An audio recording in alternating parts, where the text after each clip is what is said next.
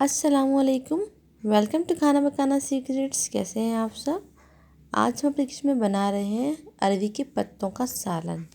Ingredient note کر لیتے ہیں۔ ہمیں چاہیے اروی کے پتے، اچھی طرح واش کر لیا ہے ان کو میں نے۔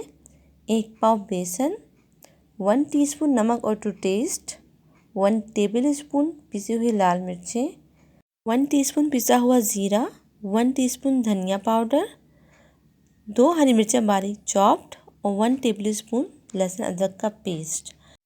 اب یہ تمام انگریڈینٹ بیسن میں ہم ڈالیں گے اور اچھی طرح اس کو مکس کریں گے اور اس کا ایک بیٹر ریڈی کریں گے جو تھوڑا تھک ہوگا۔ پانی تھوڑا احتیاط سے تھوڑا تھوڑا کر کے ڈالیں گے، ایک ساتھ نہیں ڈالیں گے کیونکہ بیٹر جو ہے پتلا نہیں ہونا چاہیے۔ بیٹر جو ہے بیسن کا ریڈی ہے۔ اب ہم چلتے ہیں اپنے نیکسٹ اسٹیپ کی طرف۔ اب ہم اس کو پتوں کے اوپر لگائیں گے۔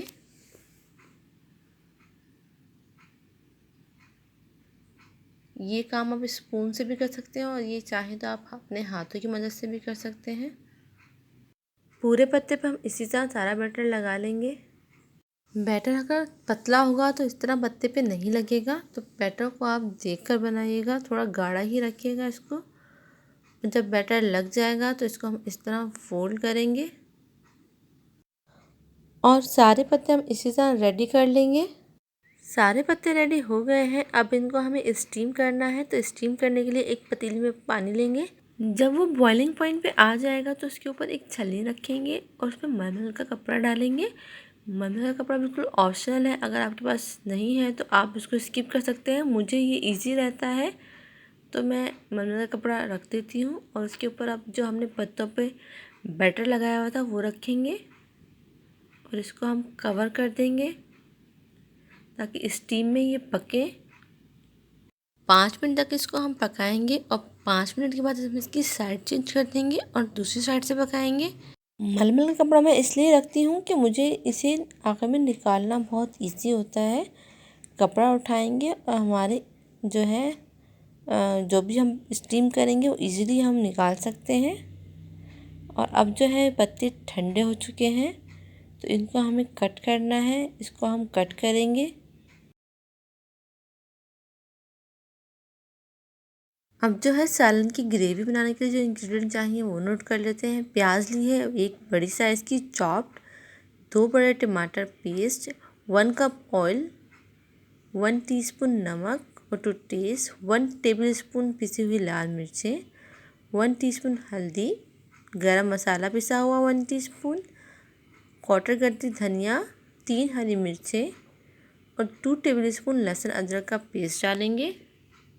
ایک پین لیں گے اور اس کے اندر آئل ڈالیں گے اور آئل جب گرم ہو جائے گا تو اس کے اندر ہم کٹے ہوئے پیسز ڈالیں گے اور ان کو ہم 2 سے 3 منٹ تک ہم فرائی کریں گے اور فرائی کر کے ہم نکال لیں گے اور سب کے سب ہم اسی طرح فرائی کر لیں گے۔ اب ایک پین لیں گے، اس میں وہی آئل ڈالیں گے جس میں ہم نے ابھی فرائی کیا ہے اور اس کے اندر ہم پیاز ڈال دیں گے اور پیاز کو ہم گولڈن کریں گے۔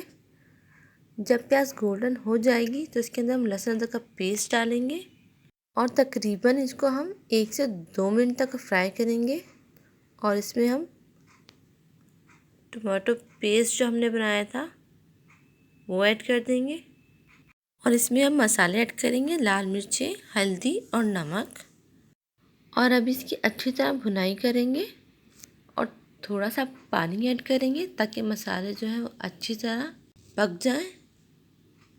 مسالہ اچھی طرح بھن چکا ہے، اب اس کے اندر ہم اروی کے پتے ڈالیں گے اور اس کو ہم تقریباً 1 سے 2 منٹ تک اس کو ہم بھونیں گے مسالے کے ساتھ۔ اور اب اس میں 1 کپ پانی ڈالیں گے اور اس کو ہلکی آنچ پر پکائیں گے تقریباً 4 سے 5 منٹ تک۔ بہت ہی مزے کا بنتا ہے، آپ اس ریسیپی ضرور ٹرائی کیجیے گا۔ 5 منٹ ہو گئے اور سالن بالکل ریڈی ہے۔